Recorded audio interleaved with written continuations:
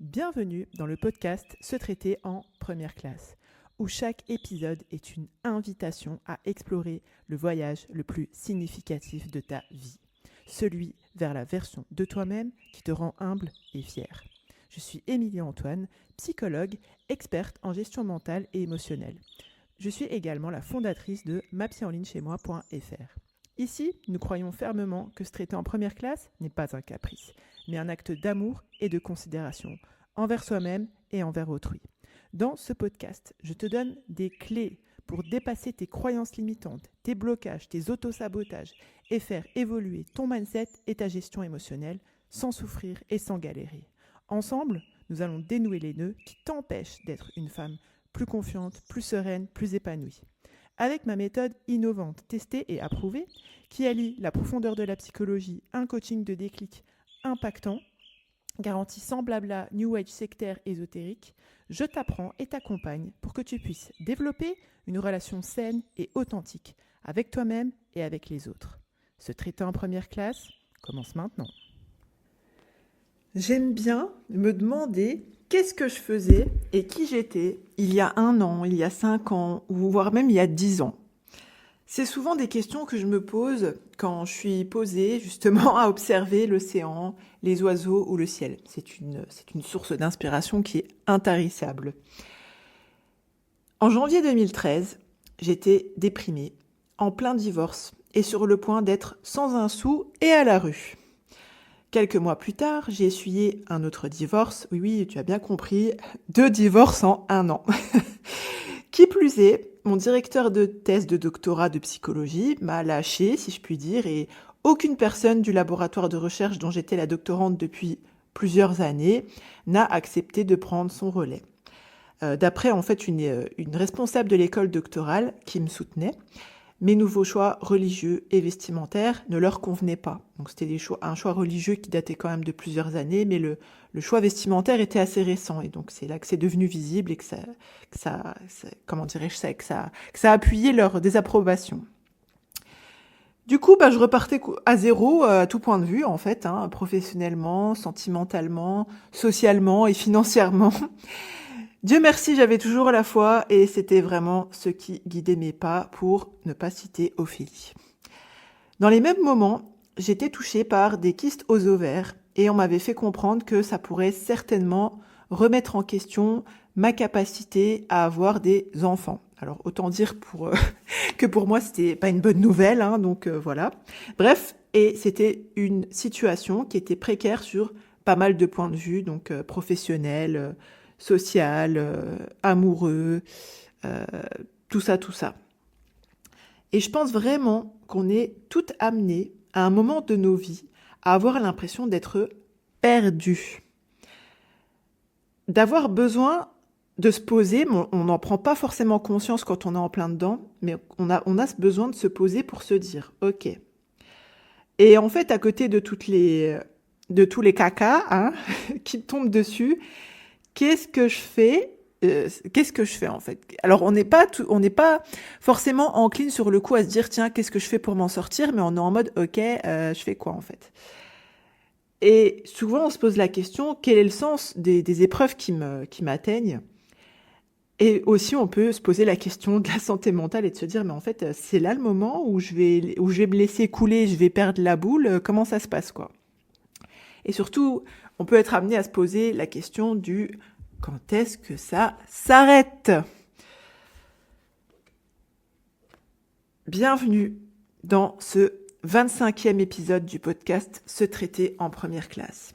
Dans cet épisode, nous allons voir concrètement comment reprendre sa vie en main et avancer en étant plus sereine et confiante alors qu'on est dans une situation qui est extrêmement anxiogène. J'ai à cœur de partager avec vous ce que j'ai l'habitude de conseiller en tant que psychologue, experte en mindset et en gestion émotionnelle aux femmes que j'accompagne, notamment au sein du bootcamp MaPsyCampus. D'ailleurs, j'en profite pour vous faire un petit rappel. Aujourd'hui, nous sommes le 5 janvier 2023 et jusqu'au 7 janvier 2023, vous avez la possibilité de rejoindre une liste d'attente VIP pour la prochaine session du bootcamp MaPsyCampus 2023 en rejoignant sur www.mapsyenlignechaismoi.fr bootcamp, BOOTCAMP. Quand vous rejoignez cette liste, en fait, on vous fait une offre VIP avec un prix très spécial et au début j'étais sur un bonus, mais 4 bonus pour commencer votre bootcamp, en fait, à la prochaine session 2023, donc qui va commencer incessamment sous peu. Vous aurez l'information d'ailleurs dans ce mail en exclusivité. Et du coup, c'est d'autant plus important pour moi, dans ce podcast, de vous donner ces conseils, en fait, parce que moi-même, j'ai mis en place ces conseils-là. Alors, bien sûr, c'était pas en mode 1, 2, 3, c'est la rétrospective aussi et l'introspection qui a fait que je me suis rendu compte que j'avais mis ça plus ou moins en place avec du temps, plus ou moins consciemment, etc. Et c'est d'autant plus important pour moi parce que j'ai moi-même, en fait, mis en place pour ces conseils-là pour reposer et consolider quasiment chaque brique de ma vie, après avoir enchaîné les épreuves et surtout en avoir été profondément affectée et totalement déstabilisée. Alors, le premier conseil que je voudrais vous donner, ça va sembler, entre guillemets, peut-être un peu trivial de vous donner ce conseil-là, mais je vais l'expliciter pour que vous puissiez comprendre pourquoi je le répète, en fait. C'est que pour, à un moment donné, reprendre la main, en fait, reprendre le cours de sa vie, reprendre le dessus, comme on pourrait dire encore, avancer, en fait, prendre sa vie en main et avancer, il faut qu'on en prenne la décision. Et pourquoi je vous dis ça ? Parce que quand on est dans des moments comme ça, on a tendance, alors je pourrais pas vous dire si c'est féminin, mais je pense que quand même, nous les femmes, c'est commun, on va dire, d'attendre que l'issue, elle vienne de l'extérieur, de quelqu'un d'autre, souvent d'un autre homme, etc., des parents ou quoi, ou qu'est-ce. Et en fait, souvent, on peut être passive, en fait, dans ces moments-là, parce que justement, on est au bout, on est à bout. Et je pense que du coup, de se dire, OK, je prends la décision de moi reprendre ma vie en main et d'avancer. Rien que se dire ça et de se réapproprier, si je peux dire ça comme ça, les causes pour pouvoir faire évoluer sa situation, c'est extrêmement important. Je pense que c'est vraiment un questionnement qui mérite d'être posé sur papier ou qui mérite vraiment qu'on s'y pose et qu'on y réfléchisse profondément. Et puis, dans la même veine, je voudrais te poser cette question. Ça signifie pourquoi pour toi avancer ? Souvent, quand j'ai des femmes qui m'ont consultée par le passé ou qui sont au sein du bootcamp, ma psy-campus, et qui me posent des questions autour de ça, je leur dis, mais en fait, ça veut dire quoi pour toi avancer concrètement ? Parce que souvent, c'est un peu flou, en fait. On veut que ça aille mieux, on veut que ça change, mais ça veut tout rien dire. Et du coup, l'idée, c'est de se poser, de se dire vraiment concrètement, pour moi, avancer, c'est quoi ? C'est accomplir quoi ? Je vous donne un exemple. Moi, à l'époque, pour moi, avancer, c'était trouver un appart, créer une entreprise. Enfin, créer une entreprise, c'était la première étape. Trouver un appart, me refaire un semblant de vie normale, reprendre un quotidien, acheter une voiture. Enfin, vous voyez, c'était rebâtir les choses pas à pas. Pour moi, concrètement, c'était ça, avancer. Entre autres. Et puis, le point suivant, du coup, qui est très lié en fait aux deux premiers points, c'est le fait, ce que je te conseille, c'est de conscientiser ta situation, de faire face à ta situation. Parce que des fois, souvent, nous les femmes, alors encore une fois, je dis pas que c'est pas le cas des hommes aussi, on a tendance en fait à penser, encore une fois plus ou moins consciemment, qu'en étant dans le déni de certains aspects qui peuvent nous bousculer d'un point de vue émotionnel ou même d'un point de vue rationnel, intellectuel, ça va être plus souple, ça va être plus facile de faire comme si de rien n'était. Et en fait, pas du tout. L'idée, c'est vraiment de prendre conscience totalement de sa situation, de faire face à tous les aspects de notre vie qui nous arrangent ou qui nous dérangent. Et bon, bien sûr, quand ça nous dérange, le but, c'est de mettre en place après, derrière, un plan d'action. Ça m'amène au point suivant, qui est très lié aussi, c'est ce conseil suivant que je voudrais te donner, c'est de faire en fait un bilan sur ce qui t'empêche d'avancer. Mais attention, ce bilan, il est un petit peu particulier parce que quand on propose de faire le bilan souvent aux personnes, il arrive qu'on tombe dans le « oui, mais mon mari, il est comme ça ou il est comme ci, ma mère, elle me pourrit la vie, ma sœur, elle me calcule pas, ma meilleure amie, elle m'a trahi ». et so on and so on. Et en fait, souvent, on fait le bilan, mais en faisant le focus sur les contraintes extérieures, si je peux dire ça comme ça. Et là, l'idée, c'est de faire un bilan, mais en prenant ses propres responsabilités. Qu'est-ce que j'ai tendance à agir, à penser, à reproduire, qui a pu faire que je me suis retrouvée dans cette situation. D'accord ? Donc le but, c'est pas du tout de tomber dans l'autoculpabilisation, etc., l'autoblâme et tout, mais c'est juste d'écrire des faits dans un premier temps. Et puis bien sûr, bon déjà c'est déjà le cas pour en arriver jusque-là. Je pense que c'est hyper important et c'est très lié au fait d'en prendre la décision. C'est à un moment donné de se dire et de s'avouer aussi que il faut pouvoir prioriser. Donc souvent, ça passe par les termes de temporalité, de finances, principalement c'est ça. Mais il faut pouvoir en fait prioriser dans son quotidien, aussi dans son emploi du temps quotidien, en cohérence avec ses ambitions. C'est-à-dire que tu peux pas me dire ouais, j'ai l'intention de devenir quelqu'un de matinal. Je voudrais me lever tôt le matin, etc. Commencer par me lever, prier, puis ensuite méditer, écrire, etc. Donc voilà, t'es en mode, tu me parles de ça, et puis derrière, bah tu te couches à minuit, 1h, 2h, 3h du matin. Donc autant dire que t'es pas très opérationnel pour te lever après à 5h du matin. Et souvent, qu'est-ce qui fait que tu te couches tard ? Ben parce que t'as peur de pas avoir le temps de finir ton travail. T'as peur de pas avoir de temps pour toi le soir. T'as plein de peurs en fait qui font que tu continues de prendre tes micro-décisions comme ça, de prioriser ton temps ou tes finances, peu importe, en fonction de tes peurs et non pas en fonction de tes ambitions. Du coup, il se crée une espèce de dissonance cognitive, des contradictions qui font que après t'as clairement pas les résultats que tu veux, et en plus ça nuit à ton estime, à ta confiance et à ton estime personnelle. Il y a un autre point aussi, je pense qu'il est important, un autre point d'acceptation, quand on est en mode on reprend sa vie en main pour pouvoir avancer, c'est d'accepter qu'à un moment donné, il va falloir passer par, alors si je m'adresse à vous, à toi, en mode, comment dirais-je, familier, je te dirais, tu sais, de sortir de la zone de confort.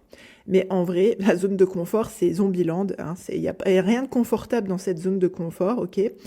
Et souvent, en fait, il y a une transition à un moment donné, il y a une transition entre entre guillemets, j'ai envie de te dire, ton toi du passé et ton toi du futur sur lequel tu es en train de bosser. Et cette transition, elle met un petit peu mal à l'aise des fois, parce que c'est des situations qu'on connaît pas. Si t'es pas habitué, par exemple, à te lever le matin, etc., tu vas avoir un petit peu un temps de ballottement.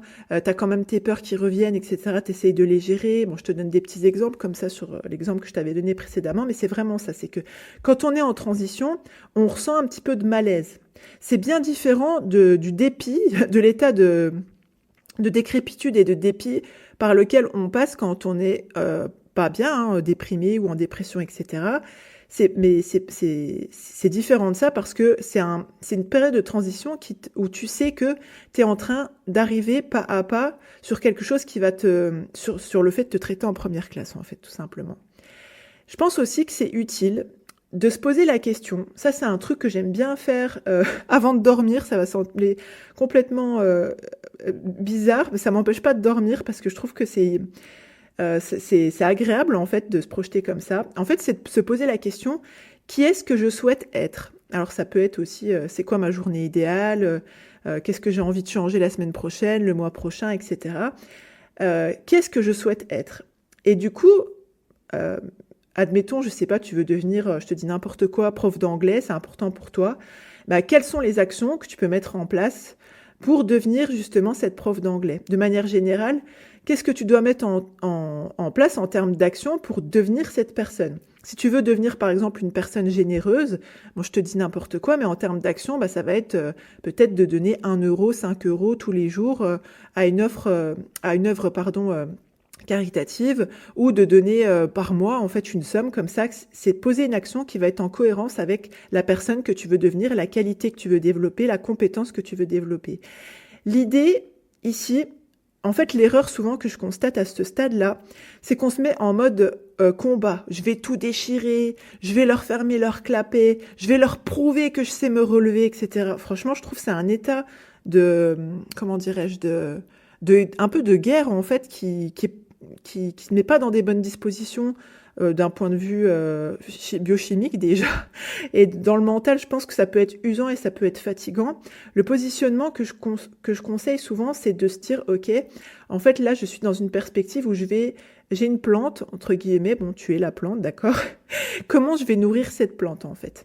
Qu'est-ce que je vais lui donner pour qu'elle puisse se développer voilà, une plante, on sait que les plantes, plus tu les soignes avec délicatesse, tu leur donnes de l'eau, tu les mets à la lumière, tu dépoussières délicatement les feuilles de la plante, etc. Et c'est là que elle va durer elle va durer sur la durée, j'allais dire. Voilà, vous excuserez mon manque de vocabulaire aujourd'hui. Et je pense aussi, ça c'est ce point-là, les points suivants. Ça va être des points un peu globaux, d'accord, qui se recoupent avec les points dont je vous ai parlé tout à l'heure. Je pense que ce qui est important de conscientiser, j'allais dire surtout en 2023, mais en vrai depuis toujours, quoi, c'est d'avoir une démarche où on cherche à bosser sur son mindset. C'est-à-dire à avoir une démarche consciente et active sur le fait de travailler sur son état d'esprit. On pourrait dire en français sur sa mentalité. Parce que je pense que c'est un truc, quand on n'a pas cette conscience et ce désir actif, si je puis dire, de travailler sur sa mentalité, sur son mindset, sur ses pensées, ses croyances limitantes, ses blocages, ces vieux schémas, entre guillemets, des vieilles valises qu'on trimballe, bah, il y a des choses qui ont tendance à nous rattraper, en fait, assez facilement. Des mauvaises habitudes, si je peux dire ça comme ça, qu'on a développées, qui nous ont été transmises soit par l'éducation, soit par les croyances limitantes qu'on a fomentées après avoir vécu des épreuves. Et il y a un autre point aussi, je pense, un autre point d'attention à conscientiser et aussi comment dirais-je, à intégrer, à mettre en place, c'est qu'est-ce qu'on va faire en fait pour entretenir cette motivation? Parce que la motivation, c'est pas tous les jours ou tous les lundis ou tous les 1er janvier ou tous les débuts de mois où tu dis allez c'est bon là maintenant, je commence un régime, je commence à aller courir, je fais ci, je fais ça. En général, on sait quoi, on a la motive les 2-3 premiers jours et puis après si pour X ou Y raison t'as pas la motive, ben tu lâches ton objectif en fait. Et en fait, il faut se dire que la motivation, voilà, ça va, ça vient. Mais pour pouvoir rester constante, je pense que c'est hyper important de rester connecté à ses objectifs. C'est pour ça notamment que dans la nouvelle version du bootcamp MAPSY Campus, donc qu'on avait mis au point en 2022 avec l'équipe MAPSY en ligne chez moi, on est passé de 6 semaines à 6 mois pour vraiment accompagner les bootcampeuses vers leurs objectifs de manière très constante et pérenne pendant une période donnée. Notamment, les bootcampeuses reçoivent un mail tous les jours pour qu'elles soient justement en connexion avec leurs objectifs, avec leur bootcamp, pour continuer de semer les graines, en plus des modules de formation qu'elles suivent, des coachings de groupe et du groupe privé réservé aux bootcampeuses, où ben, justement, on a mis en place en fait plein de petites j'allais dire des petits tricks, des petites astuces, des paliers, pour justement qu'elles soient toujours connectées avec leurs objectifs d'évolution personnelle. Et je pense qu'il faut aussi qu'on fasse un truc. En tout cas, moi, je sais que c'est un truc que j'ai beaucoup travaillé, c'est vraiment de se réconcilier avec la notion de discipline. Souvent, ce qui s'est passé, en tout cas, moi, je pense que ça a été mon cas, j'associais la discipline au bâton, entre guillemets. Je vais te discipliner, enfin, l'expression en français, au fait d'être puni, d'être sanctionné, d'être même pas cadré, mais étouffé, etc. La discipline, je voyais pas ça comme quelque chose comme un terme qui était amélioratif, comme quelque chose de positif. Et en fait, maintenant, j'ai vraiment fait évoluer du coup mon état d'esprit, mon mindset, ma mentalité sur ça.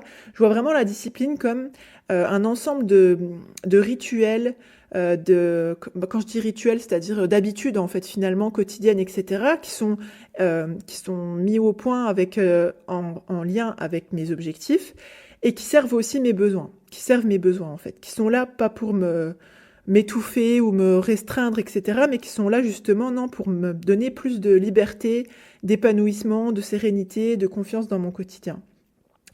Et le point suivant, l'avant-dernier point que je voulais partager avec vous, et je pense que ça c'est un shift, comme disent les anglophones, un déclic, une prise de conscience, sur le fait que ce qui est important, c'est pas tant le résultat, mais c'est vraiment le chemin en fait. Qu'on a une obligation de moyens, et après, comme souvent on parle de lâcher prise. Alors je sais que le lâcher prise, c'est un terme des fois qui peut un peu rebuter parce que on associe souvent inconsciemment, plus ou moins consciemment, lâcher prise et lâcher l'affaire. Là, c'est pas ça en fait. C'est plutôt d'être confiante sur le résultat, que ce qui nous est destiné en fait est le meilleur pour nous de toute façon.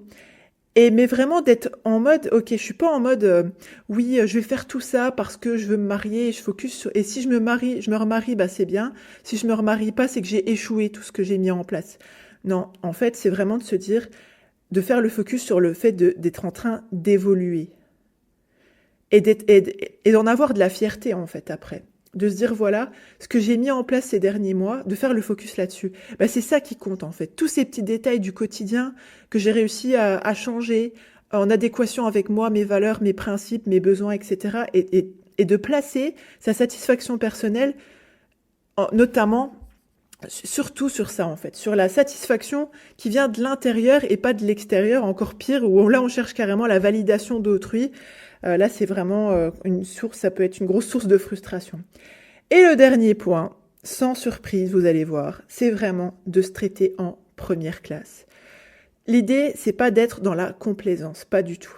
L'idée, c'est vraiment de prendre en compte sa personne sur tous les points de vue. Bien sûr, le point de vue de la santé mentale, entre guillemets, du développement personnel, quand je vous dis ça dans le sens de l'évolution personnelle, hein, pas dans le sens New Age, ésotérique, etc., prendre soin de sa santé physique, considérer tant ses blessures émotionnelles, psychologiques, psychiques, etc., que l'état de son corps physique, en fait. Mettre en place, je pense que l'hygiène de vie, c'est hyper important. Je sais que j'enfonce une porte ouverte, mais c'est vraiment, se traiter en première classe, c'est vraiment global. C'est pas, moi j'ai une approche très globale, entre guillemets, de la psychologie, si je peux dire ça comme ça, dans le sens où, quand j'accompagne des femmes, bah, je n'hésite pas à leur demander, t'en es où dans ton cycle? Enfin voilà, de prendre en compte vraiment l'état de la physiologie, du corps.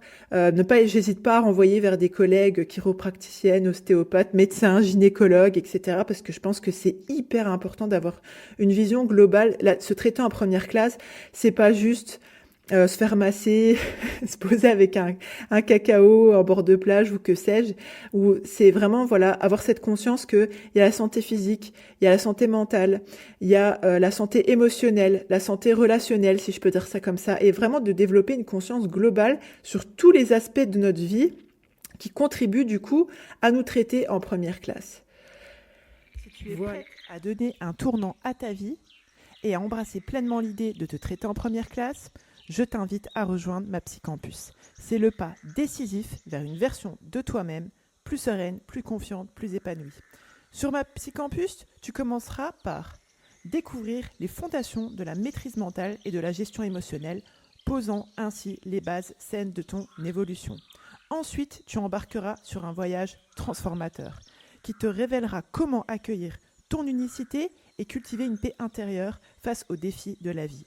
Tu apprendras à forger de la confiance et à vivre en harmonie avec ta nature profonde, tout en affirmant tes convictions, tes valeurs, tes principes avec bien plus d'assurance. Tu recevras les clés pour prendre des décisions judicieuses et structurer ta vie de façon à ce qu'elle reflète fidèlement tes aspirations, tes valeurs et tes principes. Tu seras guidé vers la maîtrise de ta sérénité intérieure et l'expression de ta grâce naturelle. Je te fournirai, étape par étape, une méthode pour devenir une femme non seulement capable d'agir conformément à ses ambitions, mais aussi de célébrer son épanouissement personnel, professionnel et spirituel. Avec ma méthode alliant la profondeur de la psychologie à un coaching de déclic garanti sans blabla, New Age, sectaire, ésotérique, tu passeras de la théorie à la pratique, te dotant des outils nécessaires pour une évolution tangible. Et c'est sans risque. Si après avoir activement participé et suivi tous les modules, les rendez-vous individuels, les rendez-vous groupés, de coaching, de cercle, en live ou en replay, et planter les graines des exercices proposés, tu ne constates aucune amélioration, nous nous engageons à te rembourser intégralement. Le seul risque que tu prends en nous rejoignant sur ma Campus, c'est de te transformer en une version plus épanouie, plus confiante, plus sereine de celle que tu es. Pour commencer ce voyage transformationnel, rends-toi sur mapsyenligne-chez-moi.fr/mapsycampus. MAPSYCAMPUS. Ensemble, sur Campus, nous allons débloquer ton potentiel et te guider vers une version de toi inspirée et inspirante. Tu es la première personne à bénéficier du crédit que tu accordes à ton existence. À très bientôt sur Campus.